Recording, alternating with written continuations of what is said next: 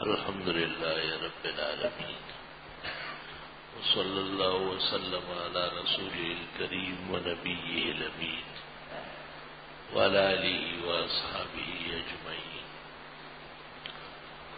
أما بعد فأعوذ بالله من الشيطان الرجيم. بسم الله الرحمن الرحيم. قل متاع الدنيا قليل والآخرة خير لمن اتقى.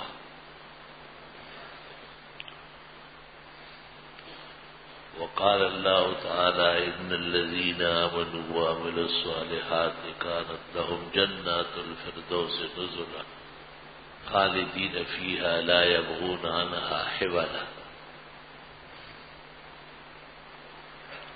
وقال الله تعالى فمن يعمل من الصالحات وهو مؤمن فلا كفران لسعيه وإنا له كاتبون.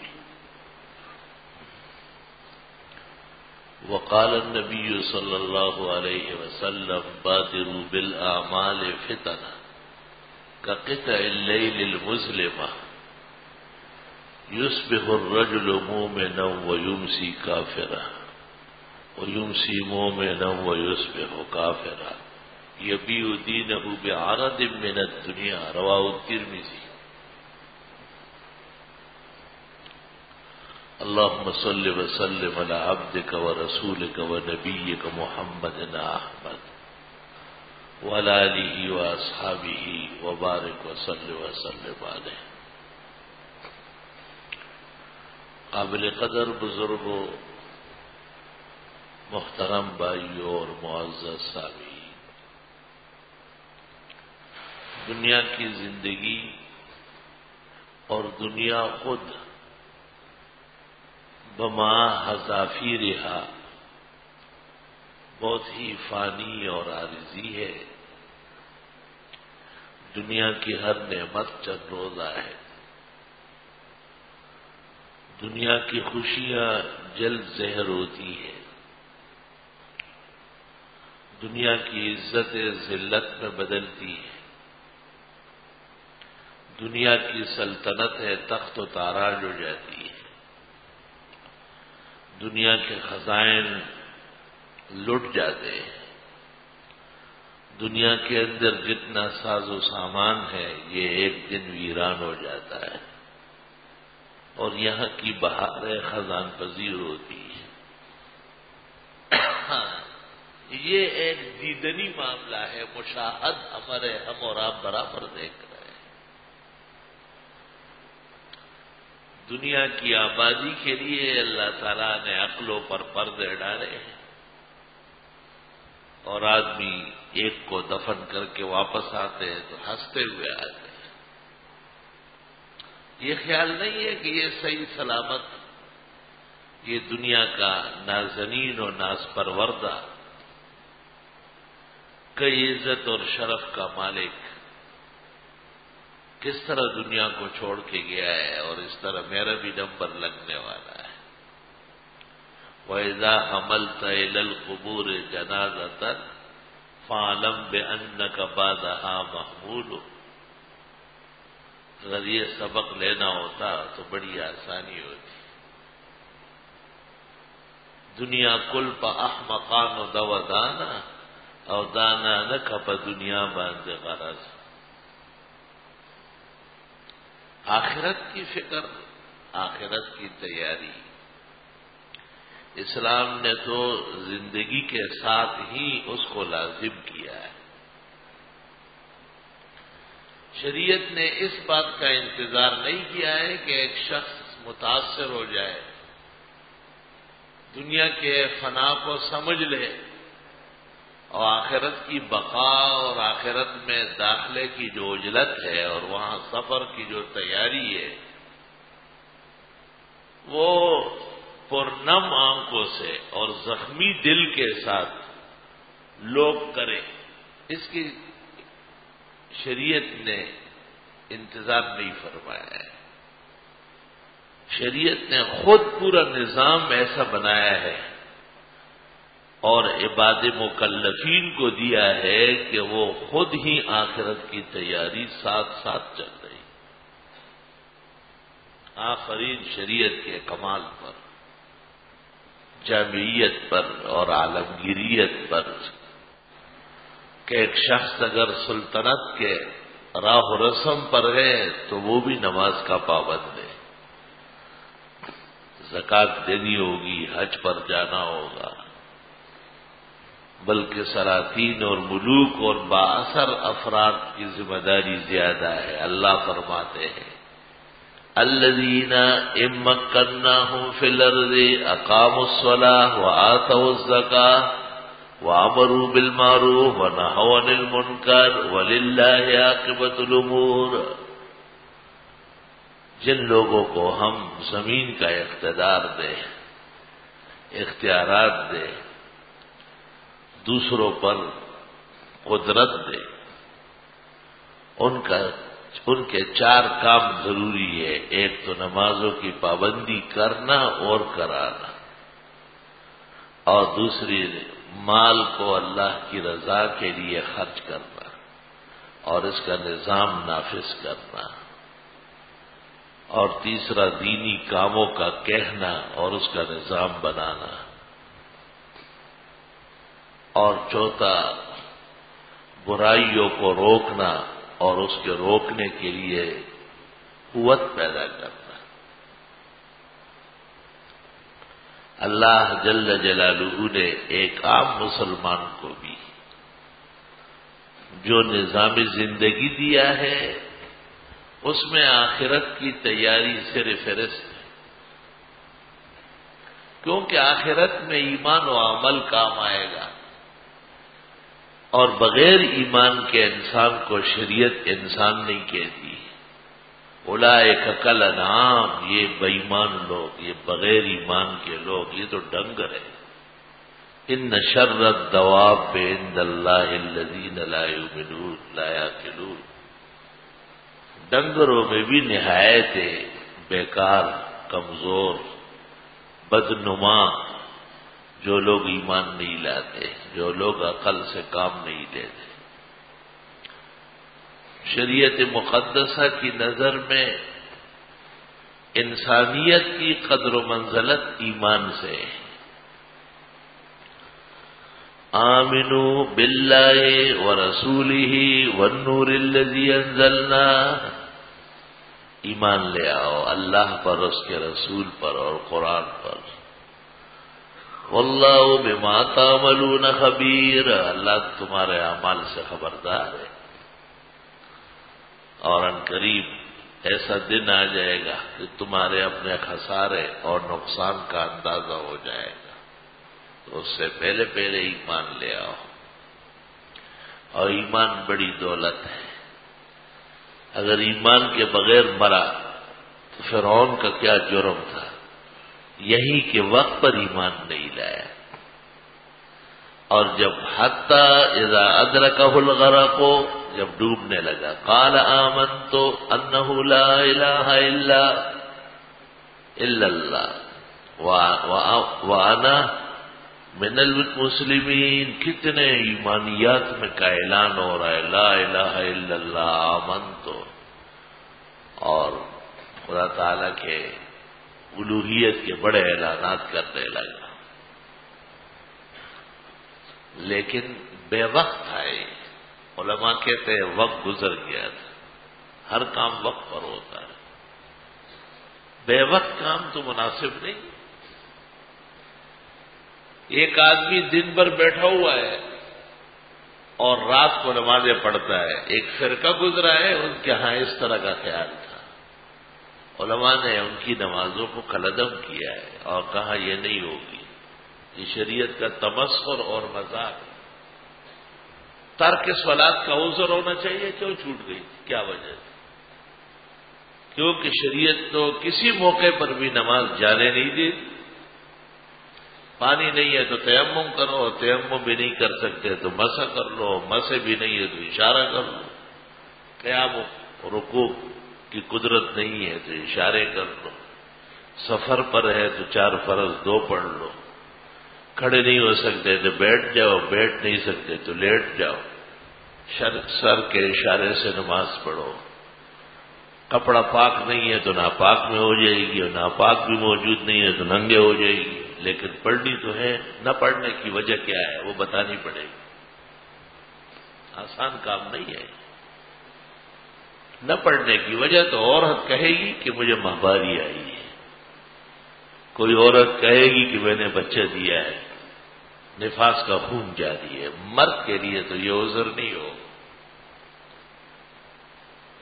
غسل فرض ہو چکا ہے اور انتظام نہیں ہے، یا جسم و جسمانیت ایسے مرض میں ہے، ان اغتسل اشتد مرضه وخاف یہلک، اندیشہ ہے کہ اگر نہا لے بیمار بڑھ جائے گی۔ یہ تجربہ عقل نقل بتا رہی ہے، اور بیماری ایسی ہے کہ اس میں اگر غسل کر لیا تو مر بھی سکتا ہے، تو شریعت کہتی ہے فتیمموا، اب تیمم کر سکتے ہیں۔ نہ تیمم کتنا آسان ہے، خالی زمینی چیز پر نیت تیمم سے ہاتھ مارو، چہرے پہ پھیرو، دوبارہ ہاتھ مارو، انگلیوں کے اوپر سے کونی تک آؤ، یہاں سے پھر انگلیوں پر آؤ، اور دونوں ہاتھ گھیر لو، انگلیوں کے سروں سے لے کے کونی کے عقید تک، ایک بال برابر جگہ بھی آپ کے ہاتھ پھیرنے سے رہ نہ جائے گا، بس ہو گئے، غسل ختم۔ جب شریعت نے اتنا احسان کیا ہے اور اتنے بڑے مہم کو آسان فرمایا ہے، اور اس کے ساتھ ہی فرمایا یرید اللہ بکم اليسر ولا یرید بکم العسر، اللہ کا ارادہ تو آسانی کا ہے، تمہیں تنگ کرنے کا نہیں ہے، اور پھر بھی ایک شخص نماز نہیں پڑھتا ہے تو یہ خطرے والی بات ہے۔ صرف نماز نہیں، نماز کی ہیئت ہے، نماز کے آداب ہے، مسجد میں جانا ہے، وقت داخل ہو چکا ہے، اذان سے پہلے بھی جا سکتے ہیں، اذان سن کے بھی جائے گا، سارے درجات علیحدہ علیحدہ ہے، اور اس مسئلے کا نام شریعت نے رکھا ہے مسابقت الی الخیر، نیکی کے کاموں میں آگے بڑھنا۔ اگر ایک شخص نمازوں کے بعد گھر نہ جائے اور مسجد میں بیٹھا رہا ہے تو شریعت اس کی سرپرستی کر رہی ہے، تسلی دی کہ ٹھیک کام ہے، کیا کر رہا ہے گھر، جب کوئی کام ہی نہیں ہے، یہ کام ہے، اللہ کے گھر میں رہ رہا۔ امام ترمذی نے ایک باب قائم کیا ہے کہ یہ باب ہے کہ مسجد میں دیر تک رہنا چاہیے، دیر تک رہنا چاہیے، مکث طویل فی المسجد، اور باب قائم کیا ہے کہ مسجد کے قریب میں مکانات ہوں، کیونکہ دور سے کبھی آئے گا کبھی نہیں، سستی ہو جائے گی، قریب میں ہوگا اور حیا اور شرم بھی ہوگی تو کہے گا کہ مسجد میں جماعت ہو رہی ہے، میرا کیا ہو سکتا ہے؟ جواب تیار رکھنا پڑے گا، شریعت میزان ہے، جیسے قیامت کے دن جنت جانے کے لیے پل صراط باندھا جائے گا جہنم میں، اللہ قرآن میں کہتے ہیں وَإِن مِّنكُمْ إِلَّا وَارِدُهَا، ہر شخص کو وہاں سے گزرنا ہے، کان علی ربک حتما مقضیا، اللہ کے ہاں یہ طے شدہ فیصلہ ہے، پل صراط سے تو گزرنا ہے۔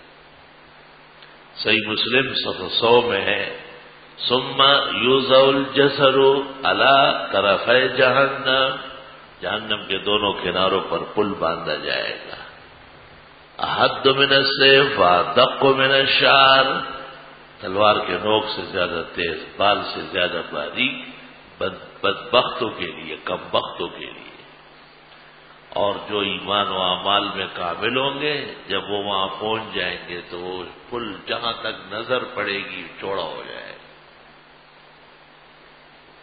یہ گپ شپ نہیں ہے، حدیث اور وحی ہے، اور قرآن کے بعد بڑی کتاب بخاری و مسلم ان کی روایت ہے۔ 1400 سال سے امت محمدیہ کا اس کے وقوع پر، صداقت پر اجماع ہے ادنا تردد کا مساغ نہیں ہے۔ ثم ننجی الذین اتقوا، پھر ہم ان لوگوں کو بچائیں گے جو تقوادار رہے ہو، وَنَذَرُ الظَّالِمِينَ فِيهَا جِثِيًّا، اور ظالم لوگ اوندے منہ گر جائیں گے۔ اعاذنا اللہ منہا وإیاکم وجمیع المسلمین، اللہ تعالی وہاں کے گرنے سے محفوظ فرمائے اور وہاں کی عزت اور حفاظت و سلامتی نصیب فرمائے۔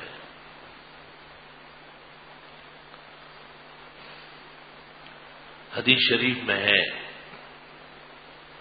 کہ ایسا خطرہ ہے وہ کہ انبیاء بھی جب اس کو دور سے دیکھیں گے تو دعا کر اللہم نفسی، خدایا مجھے بچا، خدایا میری حفاظت فرما۔ لیکن حضرت جب تشریف لائیں گے صلی اللہ علیہ وسلم تو آپ فرمائیں گے اللہم سلم امتی، خدایا میری امت کو آسانی سے گزار۔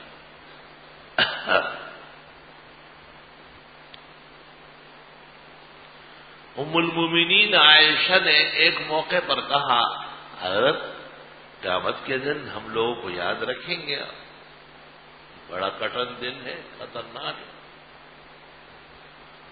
آپ نے کہا 3 وقتوں کا وعدہ نہیں کرتا، بہت مصروف ہوں گا، آپ باقی یاد رکھوں گا۔ ایک تو اس وقت جب لوگوں کے نام اعمال بکھر جائیں گے، ایسے اڑنا شروع ہو جائے گا، اور دائیں ہاتھ میں بھی آئیں گے کہ خوش قسمت ہو کے، اور پیچھے کی طرف سے بائیں ہاتھ میں بھی پکڑوائے جائیں گے۔ اللہ وَأَمَّا مَنْ أُوتِيَ كِتَابَهُ بِيَمِينِهِ فَسَوْفَ يُحَاسَبُ حِسَابًا يَسِيرًا وَيَنْقَلِبُ إِلَىٰ أَهْلِهِ مَسْرُورًا، جس کو نام عمل دائیں ہاتھ میں دیا گیا وہ خوش خوش اپنے لوگوں کی طرف بڑھے گا کہ مجھے مبارکباد دو، میرا کام ہو گیا۔ دائیں ہاتھ میں اس میں لکھا ہے فلاں فلاں کا بیٹا، فلاں سرزمین کا رہنے والا، فلاں وقت سے فلاں وقت تک دنیا میں کام کاج عمل کرنے والا، اس کے اعمال کا جائزہ لے گیا، اس کی بخشش ہو گئی، وہ جنت جائے۔ وَأَمَّا مَنْ أُوتِيَ كِتَابَهُ وَرَاءَ ظَهْرِهِ، جس کو بائیں ہاتھ سے پیچھے سے مل جائے فَسَوْفَ يَدْعُو ثُبُورًا، پسند قریب وہ ہلاکت مانگے گا۔ إِنَّهُ كَانَ فِي أَهْلِهِ مَسْرُورًا، یہ دنیا میں خوشی پوری کر چکا ہے، اس نے وہاں خوشیوں میں یہاں کا خیال نہیں کیا۔ انہو ظن ان لن یحور، یہ یہاں تک سمجھنے لگا تھا کہ مرنے کے بعد جینا ہے ہی نہیں۔ بلا ان ربہ کان بہ بصیرا، ہاں اس کا رب اس کو دیکھ رہا تھا کہ یہ بندہ کر کیا رہا ہے، کدھر چل رہا ہے، کر چند دن عیش کر، ابھی تجھے دیکھتے ہیں۔ یہ کوئی زندگی ہے چند لمحے، ہاں دریغا کے برخوان الوان عمر، دمی چند خوردند گویند بس۔ شیخ سعدی کہتے ہیں زندگی پوری ایسی سمجھ لو جیسے ایک دسترخوان بچھا اور لوگ بیٹھ گئے اور انہوں نے کھانا کھایا۔ دسترخوان پہ کھانا کتنی دیر میں، 10 منٹ، 20 منٹ، آدھا گھنٹہ، گھنٹہ، اس کے بعد کہتے ہیں بھائی کھا لیا، اٹھیے چلے۔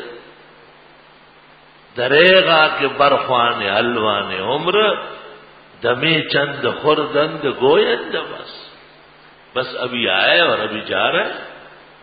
آپ کیا سمجھے کہ بس یہ دنیا ہے اور ہم ہیں؟ جہان برادر نماند بکس، اے بھائی یہ دنیا تو کسی کے ساتھ رہی نہیں۔ دل اندر جہاں آفری بندوبس، اس دنیا میں دنیا بنانے والے کے ساتھ دوستی قائم کر دو، اس کو راضی کر دو۔ ہاں کیا زبردست نصیحت ہے، یہیں سے تعلق قائم ہوتا ہے۔ تمام اعمال شریعت کے اور اتباع شریعت رب العزت کی محبت کا سبب ہے۔ قُلْ إِن كُنتُمْ تُحِبُّونَ اللَّهَ فَاتَّبِعُونِي يُحْبِبْكُمْ۔ اتباع کرو، یہی محبت کا زبردست وسیلہ ہے۔ یہ اہل حق کا ایمان ہے اور ان کا دعویٰ ہے کہ رب العزت کی محبت اور رضا و خوشی شریعت پر موقوف ہے، بخلاف اہل باطل کے کہ وہ کرتے کچھ ہے اور باتیں کچھ کرتے ہیں۔ کرتے کچھ ہے ترسم نہ رسی بکابہ اے عربی کہ ای رہ کہ تو میروی بترکستان ارس۔ ایک دیہاتی ترکستان جا رہا تھا اور کہتا تھا کعبہ جا رہا تو عقلمند نے کہا کعبے کا راستہ دوسرا ہے، وہ اختیار کرنا پڑے گا۔ لا الہ الا اللہ استغفر اللہ۔ تفسیر مدارک میں اس آیت کے نیچے عجیب بات لکھی ہے، وہ یہ کہتے ہیں کہ فمن ادعا محبتہ، جس نے خدا کی محبت کا دعویٰ کیا، وخالف سنت نبیہ، اور پیغمبر کی سنت کے خلاف کیا، فہو کذاب وکتاب اللہ یکذب، وہ پرلے درجے کا جھوٹا ہے، اللہ کی کتاب اس کو جھوٹا کہہ رہی ہے۔ فمن ادعا محبتہ وخالف سنت نبیہ فہو کذاب وکتاب اللہ یکذبہ، وہاں تو صداقت چلے گی۔ الیوم ینفع الصادقین صدقہم، آج جنہوں نے سچا برتاؤ کیا، سچی زندگی گزاری، اللہ تعالیٰ فرماتے ہیں ان کے ساتھ بہترین برتاؤ ہوگا، ان کی ایسی عزت ہوگی۔ ان الذین قالوا ربنا اللہ ثم استقاموا تتنزل علیہم الملائکہ الا تخافوا ولا تحزنوا وابشروا بالجنۃ التي كنتم توعدون۔ جو لوگ ایمان لائے اور پھر ایمان کے تقاضوں پر ڈٹے رہے، پیچھے نہیں آئے، سبحان اللہ۔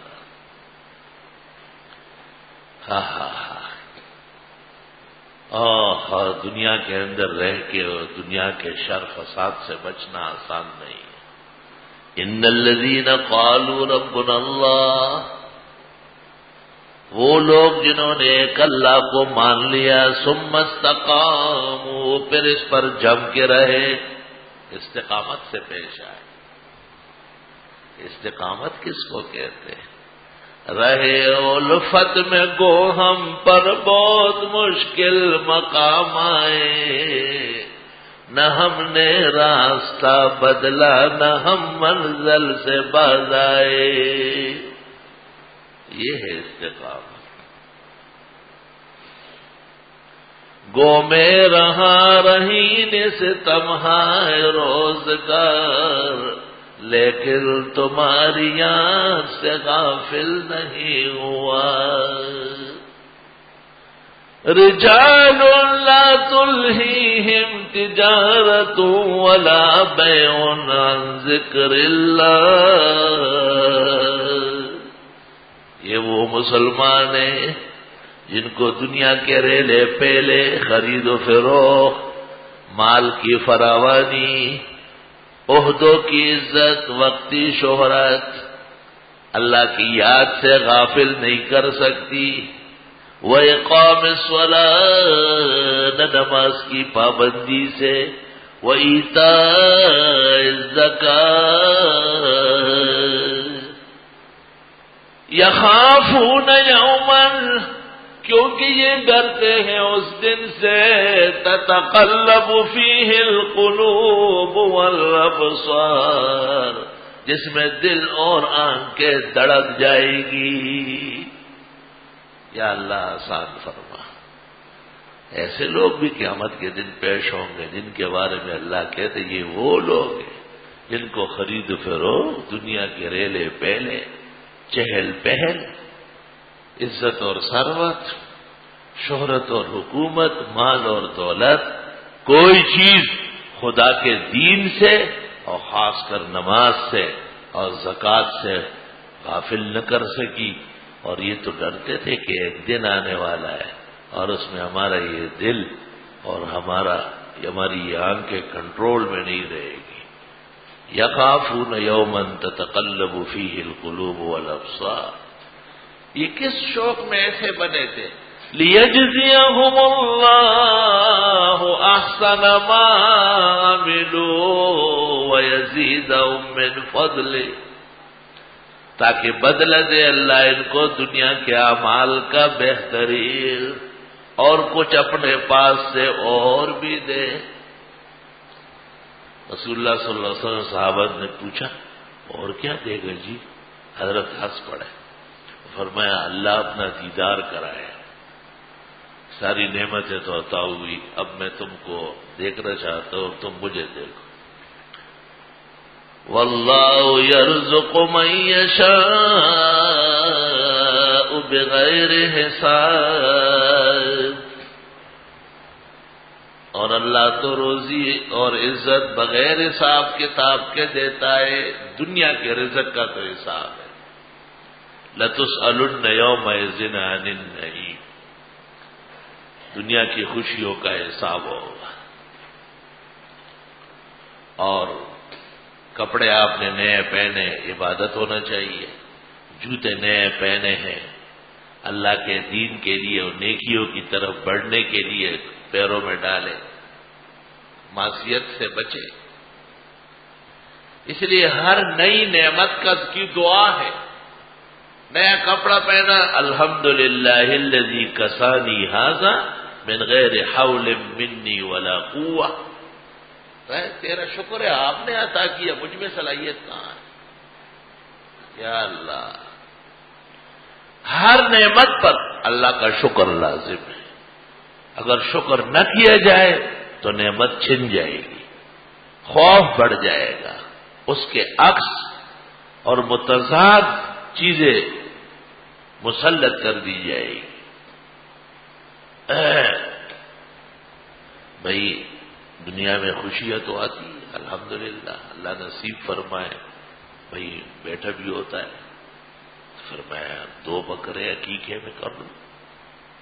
بیٹی بھی ہوتی ہے، وہ بھی خوشی ہے، لیکن اس کا کام دنیا میں کم ہے.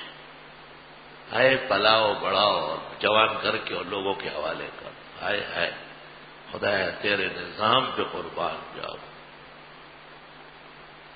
آبلے روتے ہیں خون رنج بڑا ہوتا ہے. آبلے روتے ہیں خون رنج بڑا ہوتا ہے. کوئی کانٹا جو کبھی پاس جدا ہوتا ہے. حدیث شریف میں فرمایا جن کی بیٹیاں ہوں اور انہوں نے ان کی تعلیم و تربیت کی اور پھر وہ اپنے گھروں کی ہو گئی، قیامت کے دن یہ شخص میرے ساتھ ہوگا. اور ایک روایت میں ہے جنت میں یہ میرا پڑوسی ہوگا. اور تیسری روایت میں ہے میرے اور اس کے درمیان زیادہ فاصلہ نہیں ہوگا. چوتھی حدیث میں ہے اس کو جہنم کی بڑاس اور ہوا اور دھواں بھی اللہ نہیں دکھائے گا. دنیا میں یہ سب کچھ ہو جاتا ہے، ماں باپ جلس جاتے ہیں جب ان کی جدائی کے لمحے آتے ہیں. صوفیاء کے اسالیب پر ہے کہ جس شخص کے گھر میں بچی کی ولادت ہو جائے، بچی کی، وہ اتنا خوش ہو جائے جیسے میں اس کے گھر کے ہر کمرے کے ہر کونے میں مہمان ہوں. آپ کو پتہ ہے مہمان کس کو کہتے ہیں؟ مہمان اس کو کہتے ہیں کہ میزبان کی عزت بڑھ جائے، بہت خوش ہوتا ہے. ہم نشی میرے جب ایام بلے آئیں گے، بن بلاوے میرے گھر آپ چلے آئیں گے۔ مہمان اس کو نہیں کہتے جس کو دیکھ کے آدمی ابوسن کم توریرا ہو جائے، مہمان اس کو کہتے کہ آپ کہیں کہ شکران ہے ہزاروں عید آئے۔ پشتو کی روایات وہ کہتے ہیں وہی کان ہے اڑوں کان ہے، ایک بڑا پتھر اس کو آج الٹیں گے کہ اللہ نے ہماری قسمت اچھی کی اور ہمارے گھر مہمان آیا۔ لوگوں کو مہمانی کی تمیز کیا ہے، وہ کیا جانتے ہیں، ان کا خلق نہیں ہے کہ مہمان کس کو کہتے ہیں۔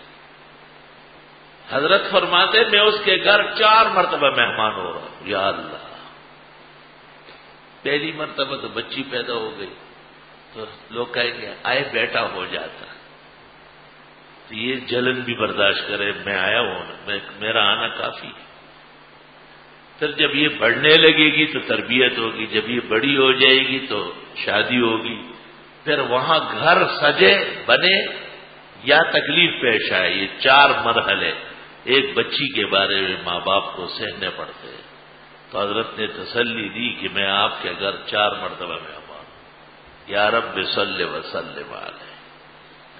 وہ آئے ہمارے گھر، خدا کی قدرت ہے، کبھی میں ان کو کبھی اپنے گھر کو دیکھتا۔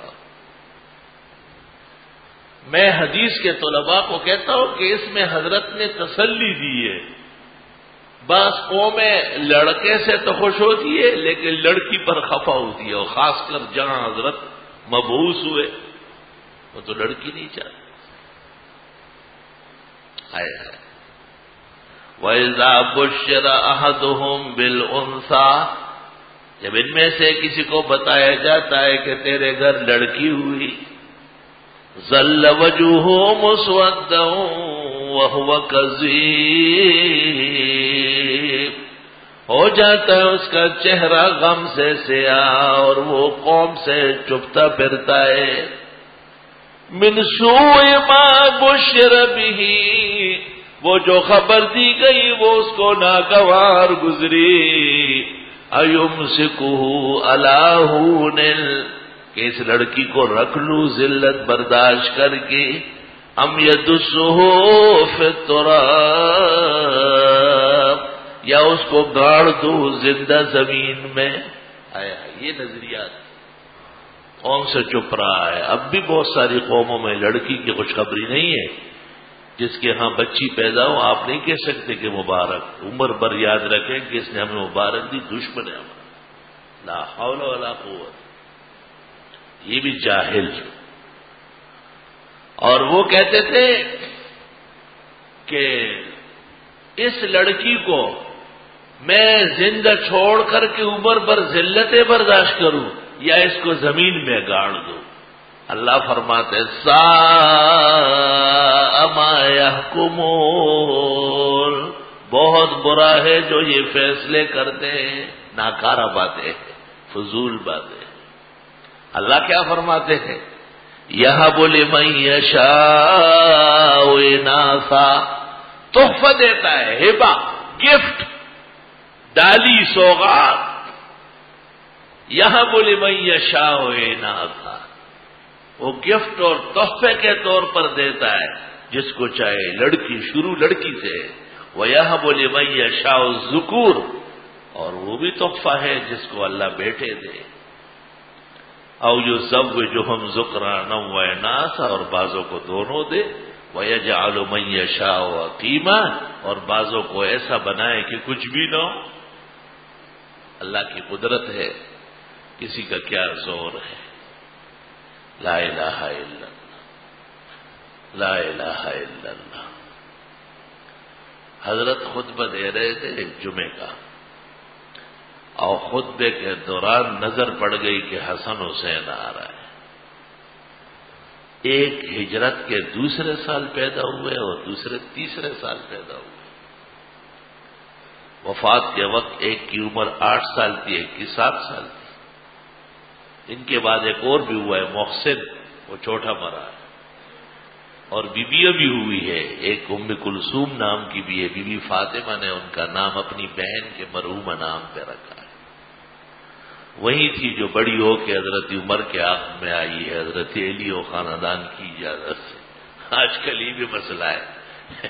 ایک مولوی نے چھوٹی بچی اور بچے کا جنازہ پڑھایا، وہ نکاح پڑھایا ہے، تو پولیس پہنچ گئی.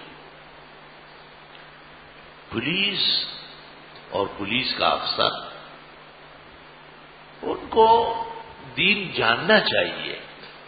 نکاح کسی عمر میں بھی پابندی نہیں. رات کو بچی پیدا ہوئی اور صبح آپ کسی کو گئے کہ اگر یہ جوان ہوئی تو انشاءاللہ آپ کے بیٹے کو دوں گا، درست ہے؟ کیا فرق پڑتا؟ کمکل لوگ، بے دماغ، بے سوچ اور بے فکر. میری زندگی کا پہلا موقع ہے کہ بریلوی مفتی نے بھی حق کی حمایت کی. مولوی منیب نے بار بار کہا کہ نکاح درست ہے اور اس پر کوئی پابندی نہیں. ہاں رخصتی بعد میں ہوتی ہے، وہ کسی کے ہاں بھی کوئی وہ نہیں ہے. کمکل افسران ہے، بے دین اور بے علم. پہلے مسئلہ معلوم کر لیتے. مسئلے میں تو عمر کی قید نہیں ہے، اور جو پڑھا رہا تو وہ عالم تھا، فاضل عالم ہے، جید مدرس ہے، فقہ اور فتوے کا ماہر عالم ہے. ہاں عام رواج میں یہ دستور ہے کہ بیویاں جب جوان ہوتی ہے اس کے بعد عقد ہوتا ہے، رخصتی ہوتی ہے.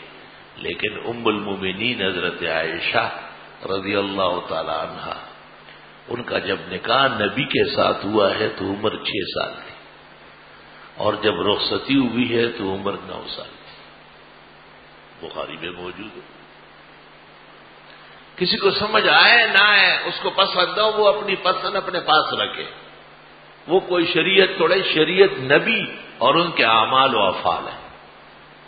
ایک واقعہ شریعت کے مطابق ہے، کسی کو کیا حق ہے اس میں دخل دینے کا؟ ہاں یہ کر سکتے تھے کہ بھئی نکاح تو آپ لوگ کر رہے ہیں، کہ یہ بچی اور بچہ ابھی حوالے نہ ہو. ٹھیک ہے، یہ پابندی مناسب ہے.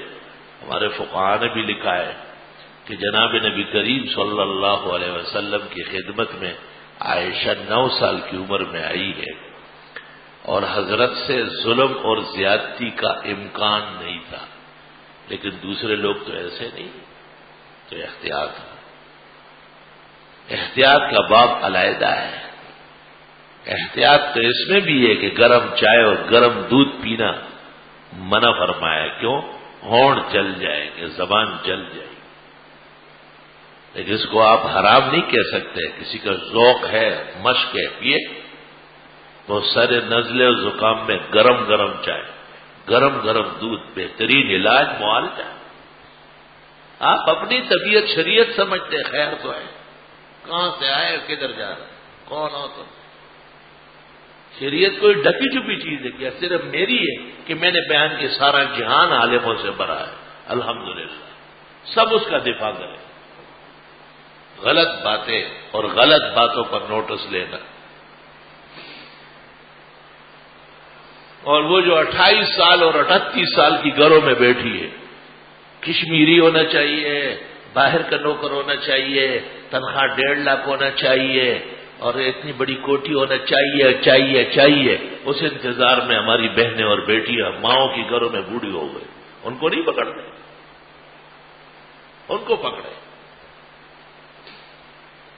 ایک شخص میرے پاس آیا اور مجھے کہا بچیاں ہیں اور بہت پہلے بالغ ہو چکی ہے، حق نہیں ہو رہا ہے. تو میں نے کہا، مجھ سے کہا دعا کرے اور تعویذ دے. میں نے کہا کوئی شرط ہے؟ کہا نہیں کوئی شرط نہیں. میں نے کہا دیکھو اللہ سچ سے خوش ہوتا ہے. جب شرطیں بیان کرنے لگا میں لکھنے لگا، 17 شرطیں عائد ہو گئی. میں نے کہا اس طرح لڑکا جب مل جائے نا تو مجھے بھی دکھا دے اس کا چہرہ کہ دیدار تو کرو. یہ شرائط سے لدا لدایا بے مہارا اونٹ. میں نے کہا اپنے نبی پر اعتماد نہیں ہے.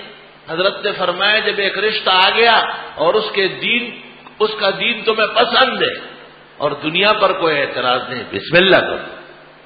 بس یہ حکم آ گیا نا، اس میں اب خیر ہی خیر ہے. آپ دیکھ، آپ اس میں چھوئیں ٹھیئیں پھیئیں ڈال رہے وہ چلی جاتی، اگلے دن پھر واپس آ جاتی. یہ سامان چھین لیا بھگا دی.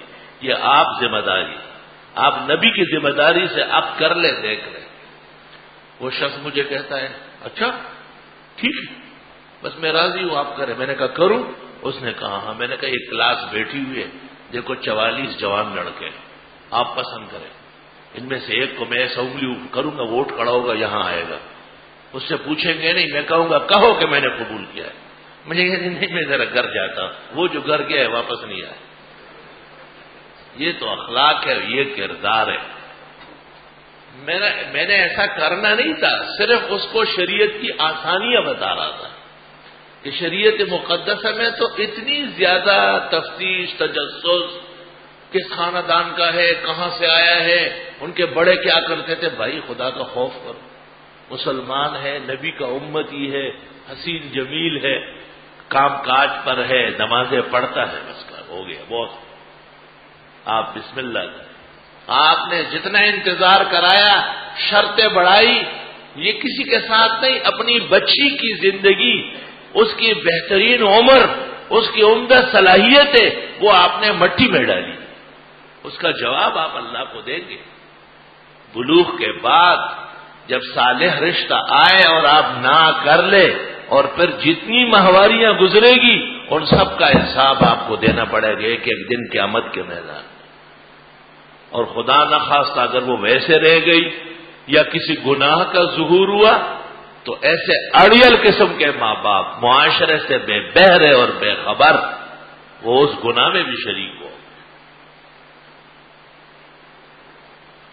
بیویاں ویسے نہیں بیٹھی ہوئی گھروں میں، ان کے ساتھ ان کے بڑے نا تجربہ کاری کی وجہ سے اپنے خیال میں بہت اچھا ڈھونڈنے والا، اتنا اچھا، اللہ اس کو اچھا کرے.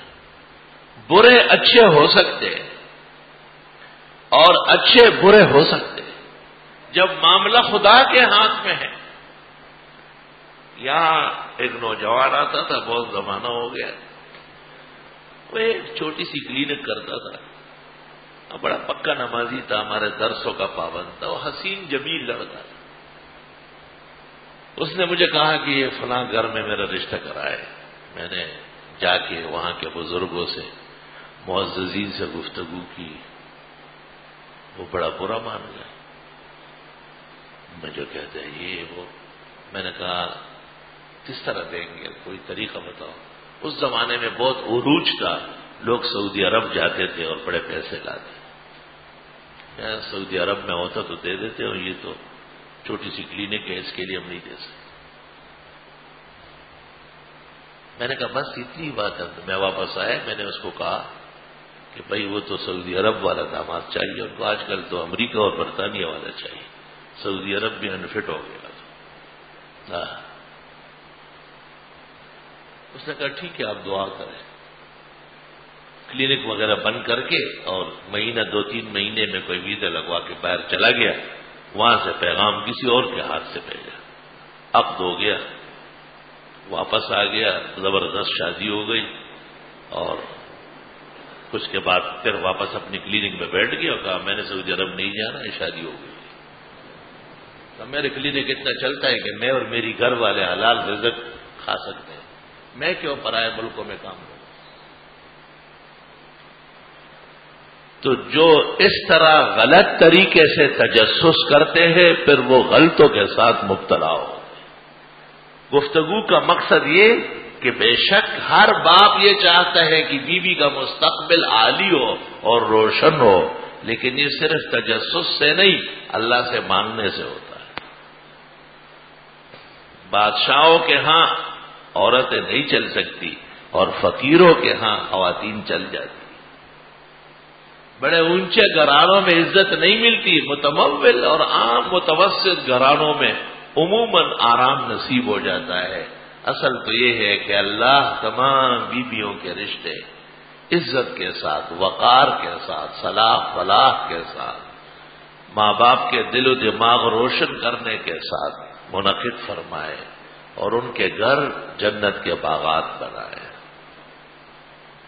پیغمبر فرماتے ہیں جب تمہیں رشتہ پیش ہوا اور اس کا دین تمہیں پسند ہے اور دنیا پر کوئی اعتراض نہیں، کر لو، ہاں کر لو، اللہ اس میں خیر ڈالے گا.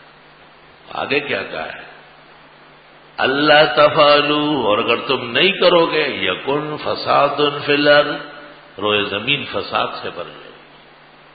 حضرت نے پہلے سے گھنٹی بجائی کہ تم جو زیادہ تجسس کرتے ہو، تعمق کرتے ہو، اس کے نقصانات پہنچ رہے ہیں۔ بہرحال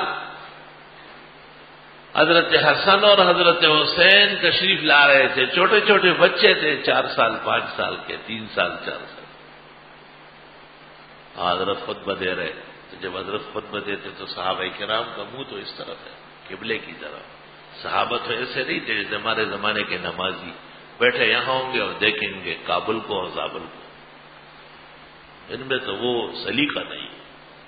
صحابہ جب نبی کو دیکھ رہے ہیں تو کوئی اور نظر نہیں آ رہا، حضرت خطبہ دے رہے ہیں، اور حضرت کو دیکھ کے نانا جان کو تو آتے ہیں اور گرتے ہیں، اٹھتے ہیں۔ حضرت خود نیچے اترے ممبر سے، حسن کو بھی گود میں اٹھایا، حسین کو بھی اٹھایا، ممبر پر واپس آئے، ان سمیت خطبہ دینے لگے اور فرمایا انما اموالکم واولادکم فتنہ، یہ چھوٹے چھوٹے بچے بھی عجائب محبت، یہاں فتنے سے مراد ہے اعمال میں خلل۔ لا الہ الا اللہ۔ نماز کے دوران امیمہ آئی ہے،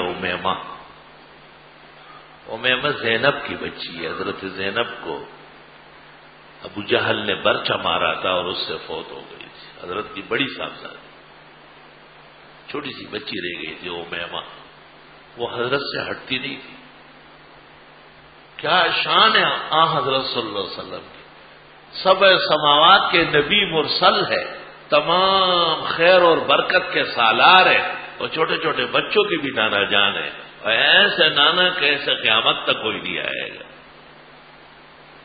امیمہ آئی، حضرت امامت فرما رہا ہے، حضرت کے کندھے پہ بیٹھ گئے، حضرت نے اسی دوران نماز کے دوران گود میں لے لی۔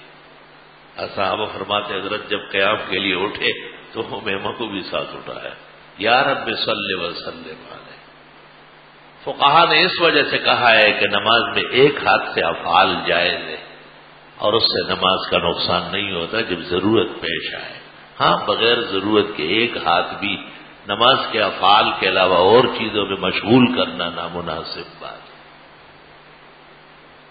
دنیا کی زندگی چند روزہ ہے، اولاد بھی نعمت ہے اور مال بھی نعمت ہے جب جائز راستوں سے ہو۔ مال تو یقیناً آرام کا باعث ہے مگر حرام کا نہ ہو۔ اگر مال حرام کا ہے تو بڑے بڑے لینڈ لارڈ آپ کے سامنے ہیں، پوری دنیا میں کشکول گھوم رہے کہ ہمیں بھیک دے دے، کوئی ان سے پوچھ تو لے کہ آپ وہ اپنا مال کب ظاہر کریں گے۔ اگر اس کی ایک زکوٰۃ بھی پاکستان کو مل جائے، جنگ اخبار پہ حامد میر نے لکھا ہے، تو 20 سال تک پاکستان خود کفیل ہو جائے۔ اللہ تعالیٰ ہمارے حکمرانوں کو بھی دین کے ساتھ اول اور ملک کے ساتھ بعد میں خوب محبت عطا فرمائے۔ ملک بھی نعمت ہے، ہمارا ملک مسلمانوں کا ملک، آپ باہر جا کے دیکھیں تو آپ کو پریشانی پیش آئے گی۔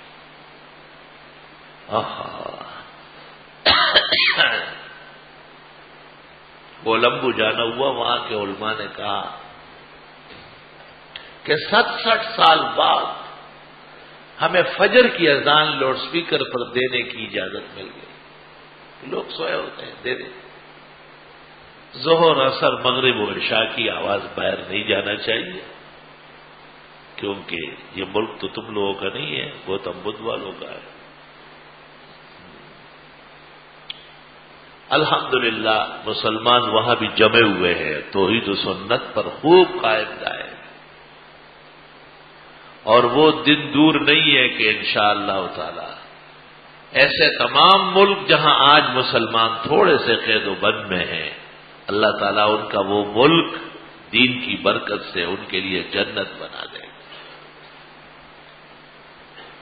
اسے دیکھ کر کے اور سن کر کے خیال آیا کہ ہمارا پاکستان جو انہوں نے آدھا بیچا ہے اور آدھا باقی ہے، آدھا بیچ کے کھایا ہے نا، وہی تو ہضم نہیں ہو رہا۔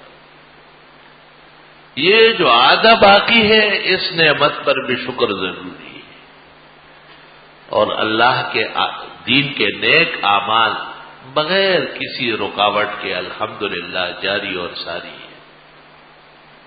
حکمران بھی مسلمان ہیں لیکن کم عقل ہے، افسران بھی اچھے لوگ ہیں لیکن نہایت دین سے دور ہے، اور یہ ایک لمحہ فکریہ ہے کہ ایک اچھا اور نیک آدمی بڑے عہدے تک پہنچے اور اسے دینی معلومات پوری نہ ہو تو خطرہ ہے۔ ہماری کتابوں میں لکھا ہے کہ اگر ایک جاہل آدمی کسی عہدے پر آ جائے تو جائز ہے یہ، تو فقہائے حنفیہ کہتے ہیں کہ جائز ہے، لیکن اس کو چاہیے کہ اپنی مشاورت کے لیے ایک عالم کو رکھے، بالکل فوراً اس سے پوچھے کہ یہ صورتحال پیش آئی، اور علماء دین کا بڑا فرض بنتا ہے کہ ان کو تمام مسائل باقاعدگی کے ساتھ یاد ہو۔ صرف یہ کافی نہیں ہے کہ ایک دینی مدرسے سے پڑھ کے نکل گیا، وہ تو اسی طرح ہی طالب ہی ہوتا ہے، اس کو کچھ نہیں آتا۔